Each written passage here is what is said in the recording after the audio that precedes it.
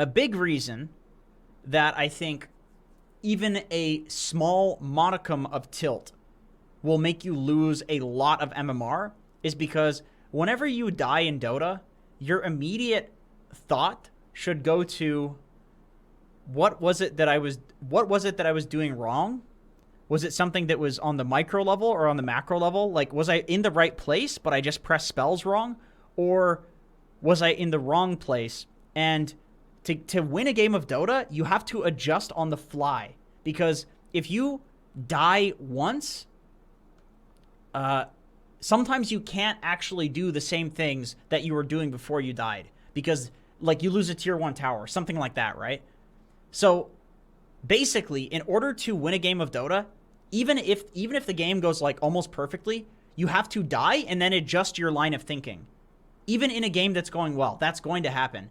And so, if you have any excuse for why you died, like, oh, fuck, my teammates, like, they weren't there, they should have been there, or like, oh, the enemies, like, they're so stupid, why are they here? If you have any external reason that death happened and you're not actually thinking about how to change what you're going to do in the future, you're not going to win a game of Dota. Like, it's not even about learning to getting better at Dota. I'm not saying that. It's like, fuck that, right? If you're at the exact same skill level forever, you'll still lose MMR by doing that. Because within a game, you have to learn, if that makes sense. I blame my teammates a ton. It's like, it's different. It's different from, like, I'm not saying you're not going to improve. I'm not talking about that at all. I'm saying if your mindset is not in if you're not thinking about what you can do better always, even though sometimes it is your team's fault, then you're not going to be able to adjust within a game. Even if you stay at the identical skill. And that's why if you're feeling like shit, you should not fucking play Dota, because there's so much change that you need to go through within one game. It's like one moment you can play a certain way, and then the next moment you die and you can never play like that again. The entire game needs to change, and if you're not willing to accept that because you're thinking about your teammates, you're going to lose. There's a very long-winded way of saying that. Because I know a lot of people think in terms of, it's like, oh, Dota's a chore.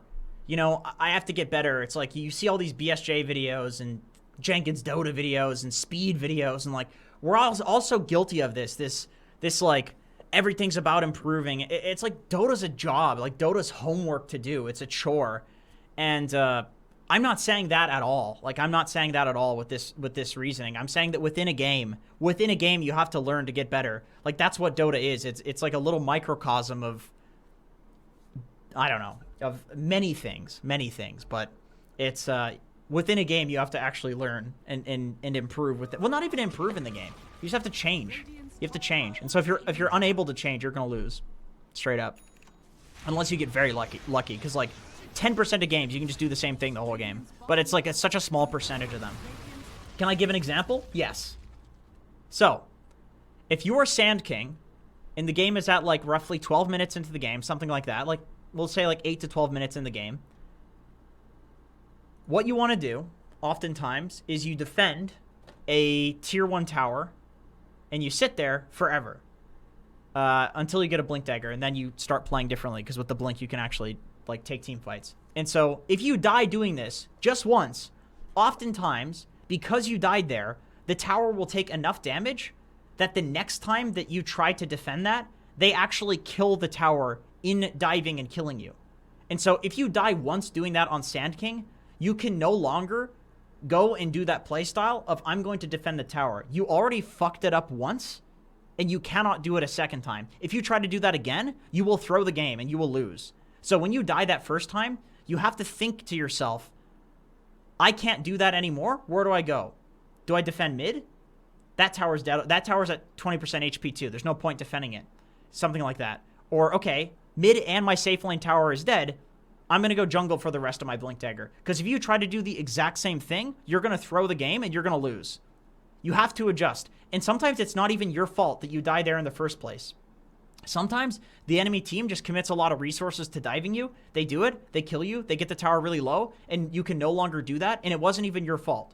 Sometimes you cost them a lot of resources, but you know what doesn't cost them resources? If you go back and fucking feed doing it a second time.